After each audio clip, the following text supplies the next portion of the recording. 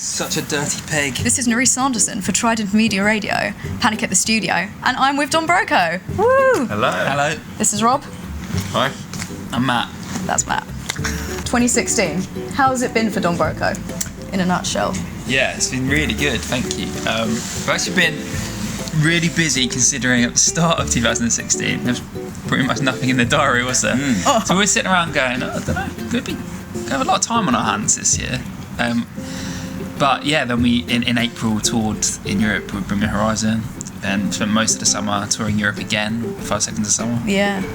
Festivals back home, and touring in the UK with Bring Me Horizon as well. It's pretty much since April we've been on tour pretty consistently, so hasn't really been a second to stop and think. And it's nice to do support shows because we had only pretty much played headline shows for the entire of 2015, and it's great, but you always want to get out to new people.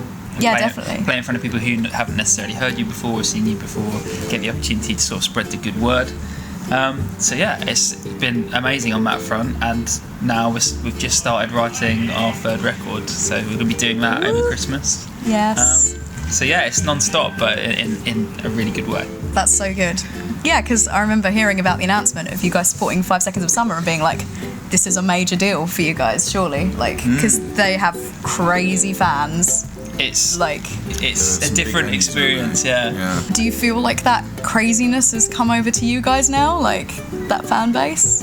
I wouldn't like to label it as crazy, No. but we definitely have some fans that found out about Don Broco through those shows. Yeah. And they are awesome, they're so enthusiastic, they're so willing to travel.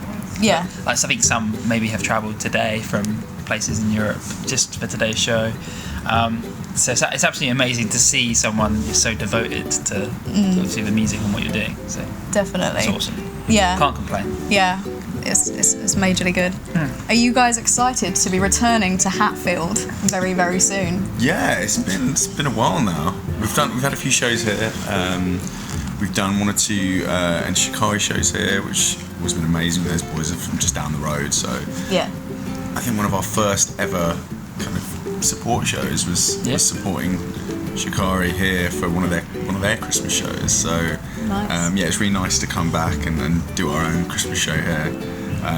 Slam Dunk. Yes. 3 years we've done Slam Dunk. About 3 years ago. About 3 years. Oh no, we've done Slam Dunk 3 times. We've done it as 3 well. times, yeah. I think the last one Not was for a 2 while. or 3 years ago. We've just got some incredible memories from the forum, from this venue. So yeah, it's awesome to get back, and we're obviously coming back again for Slam Dunk in the summer.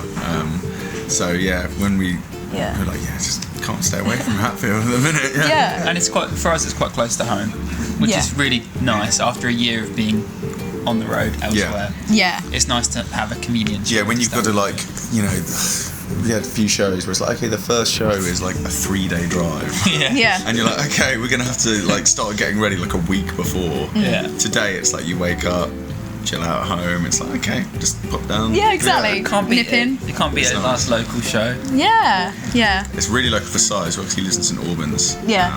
Oh, So really? it is literally like a 5-minute. That's amazing. Yeah, 5 minutes So drive, good yeah. for him. Yeah. So it's exciting for you guys because climbing up the bill at Slam Dunk though, right? Yeah. Climbing up that bill. Yeah. I mean, I remember our first ever show. There was the crane introducing stage. Yeah, it's Wow. It was one of those random ones. It's like you played like the canteen or something. Yeah, you The don't, refectory. you don't Yeah. really have like a set time. It's kind of you just get given a time, Yeah. and there's no sort of pecking order or anything. It's just you get given a random time to play, Yeah. and then the next time we actually got booked like in our own right on a certain level, and then slowly building up the stage. I mean, that's what's so nice about festivals in general. You Yeah. get to almost gauge your your journey as a band. Yeah, and you think, oh, okay, cool. We're going to be playing to more people now, so yeah, it's nice. That's cool. And can I ask about the new album? Is it off the cards? Yeah, you can ask a You little can bit. ask whatever you like. Oh my mean- gosh. I mean, there's not really too much to say yet. We've only just started writing Yeah. it. So it's very early days. We've got a few songs that we were in the studio with the last few weeks. Last weekend. Saw the That we Instagrams. sort of Yeah. made a big start on, which is nice. But yeah, there's still a lot, there's still a lot to write. So it's quite exciting for us. It's too early to really. We don't know where it's going to go completely yet. Right.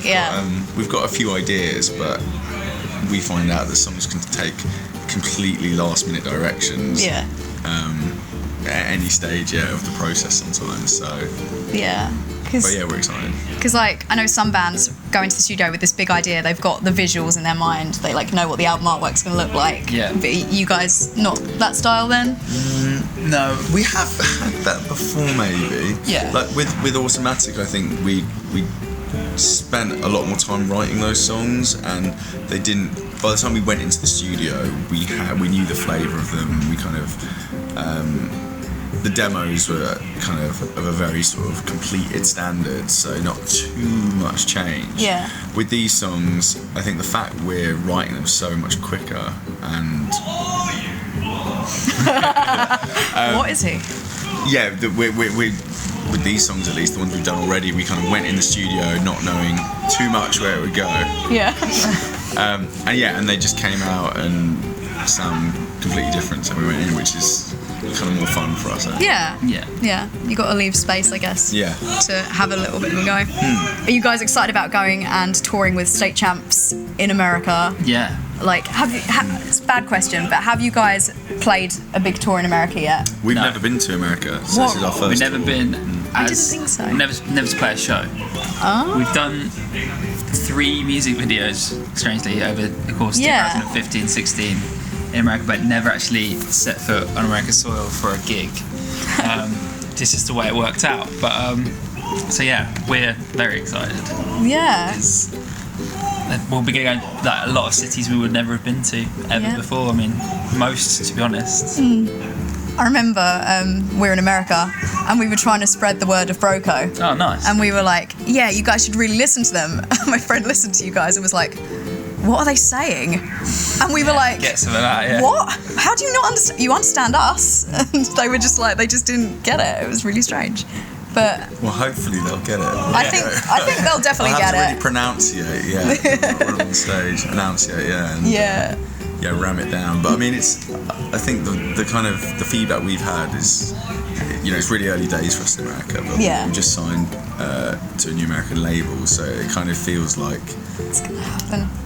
Well, I don't think you can say that. It's just really nice being able to have a start because.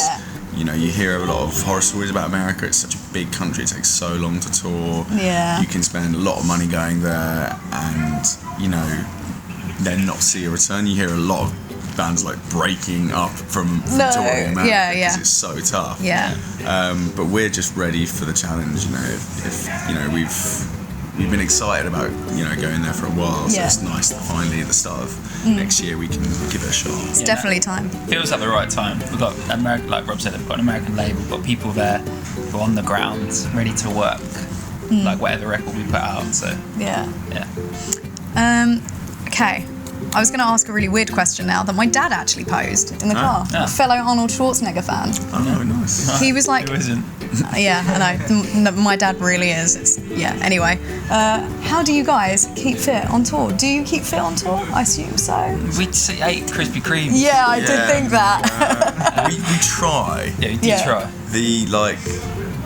I'd say the mentality is we try and be as healthy as we can. Yeah. Within the first few days, normally goes out the window. Yeah. Travel just takes it out of you, and you're just like, oh. Yeah. If it's a UK tour, it's a little bit easier because there's less travel involved. So if it's a day off, you might go to the gym. Yeah. But then you might not. Yeah, true. That's uni life. You've got to find it as well. If you're travelling around, then it's like, can I really be bothered? It's like, okay, I've got a day off. Yeah. I just want to chill out. Buy this thing recently, so it's like just a series of poles that connect together to become a pull-up bar. Okay. Like a freestanding guy. Okay. Packs down into a bag.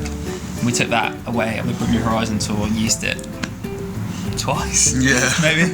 But we brought it into the room and then it's just sat there in the bag and we were like, can we really bother to set it up right now? The first step is getting it in the room. That's the achievement. The first step is getting dressed for the gym. Yeah, exactly. And then you can kind of stay maybe in gym wear anyway. Yeah. So hopefully we'll use that a lot more.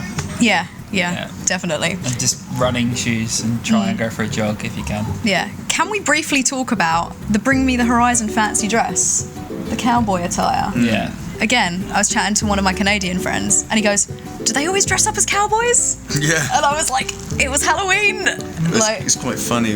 That night, our new label came from America, and the Europe team as well all came, and we did our Music Week photo where Music Week magazine, they put out like new signings and new label deals, and our photo with those guys was us in all our cowboy stuff. So coupled with the video for everybody, it's like is this just now their thing? Really forever? Made an impact. But no, it was. I guess that Halloween we were like, okay, it's Halloween, you should really dress up. Yeah. And part of us kind of a little bit lazy. We were like, well, we've just put out this video. Yeah. A load of zombie. Well, there's one zombie cowboy, I guess. Yeah. And it just felt right. Our backdrop had a huge cowboy on the back And of the horse. Yeah, I think the horse is what tips it. We talked about it. When someone came up with the Rob should ride on stage on the back of a pantomime horse idea, and that's what tipped it over into like, okay, we're actually going to do this because that's just it's amazing. I think if we if we hadn't had the horse, it would have felt a little. It wouldn't have been as good. It wouldn't have been as good. Yeah. It wouldn't have been as Wouldn't have been up front. Yeah. The horse. Bear in mind, this is the O2 Arena.